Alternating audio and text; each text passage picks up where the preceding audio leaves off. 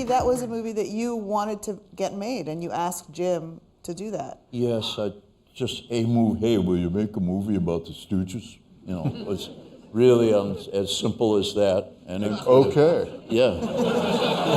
Kind of about It could have been starring Tom Hanks or anything. I don't know. Oh, now you tell me. Oh, wow.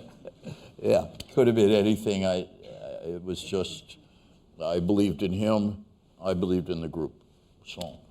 And that trust, I was so honored, you know, and I have to admit that when I did get almost final cut, almost done, and sent it to him, if he had said, yeah, this kind of sucks, you know, I would have put it away. No matter what money had gone in, I would not have put it out there, you know, so I wanted to make sure it was good with him too, but he gave me so much trust.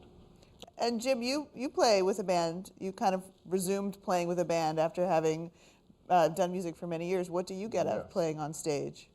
Not much money, and no, Squirrel. well, we're not big, wild, you know, on stage. We don't move around a lot. We have, you know, smoke machines. It's a drummer, when we're live, a drummer and two guitarists, and we, as the two guitarists, our big dramatic move will be the two of us come to the edge of the stage for a little bit. All right. That's our big thing. The move, right, yeah. But I remember a cool thing once. I was with Joey Ramone. He was doing an interview, and the person asked him, so Joey, you know, you don't really, especially since maybe in the earlier days, but you don't really do anything on stage like, you know, Johnny and Dee Dee bounce around, but your big move is maybe you put your foot up on the monitor and lean forward.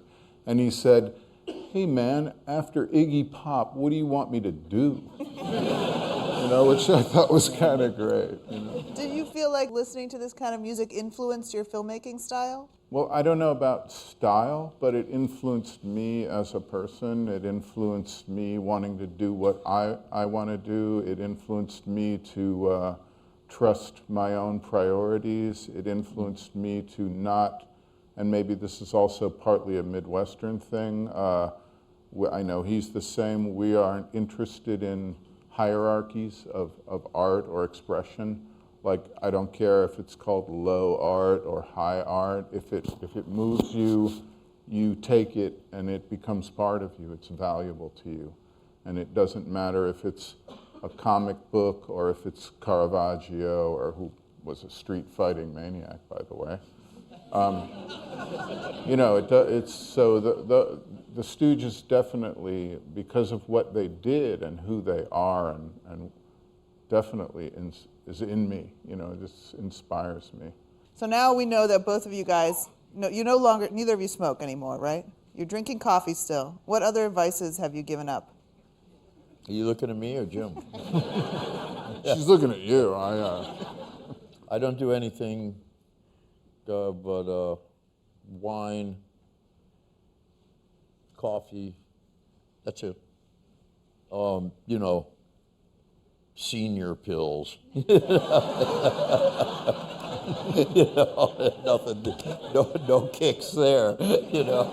You guys are just clean living up here. And we both do like Qigong and Yeah. Tai Chi. So.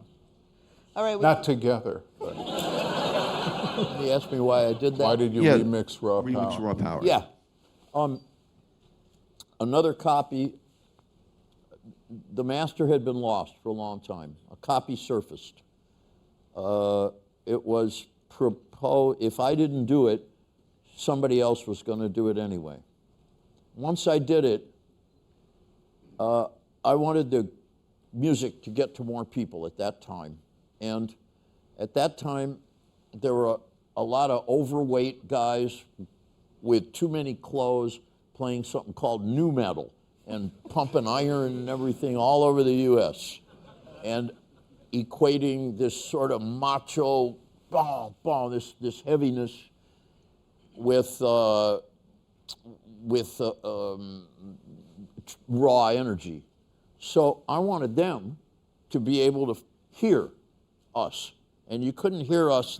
Those people couldn't hear us on the original mix because it was like a dog whistle that they just couldn't hear. So I just made it as loud and distorted as possible and put a big bottom in it, and it succeeded. And I knew the other mix would surface anyway, and I was true to I spent a lot of time putting in lots of extra lead guitar tracks. I actually turned my own vocal down. So that was why. I wanted the music to finally reach people after so many years of getting that. I was fucking fed up. Thank you.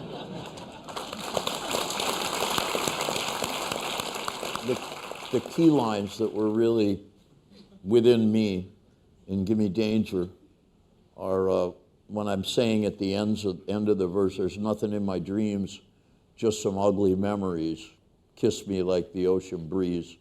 Where that comes from is I was fresh in recovery from my first really nasty bout with being a shoot-'em-up heroin junkie guy.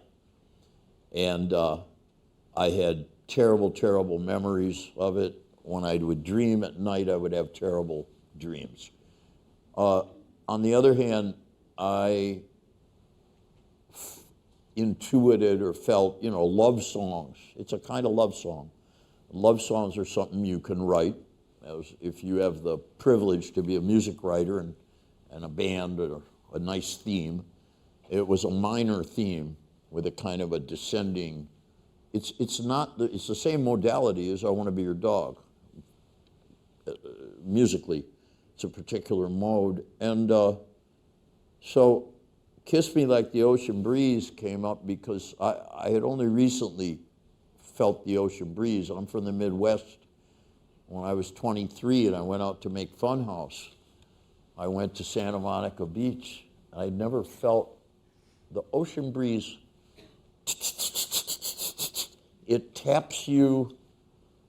It puts a little tattoo on you. It's not just it's not a wind.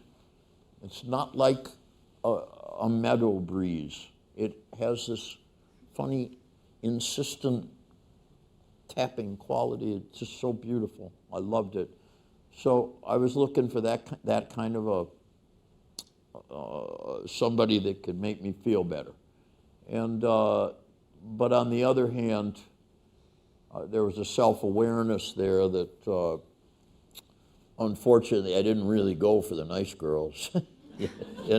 I went for the, ooh. So, and then there's a little S&M in there.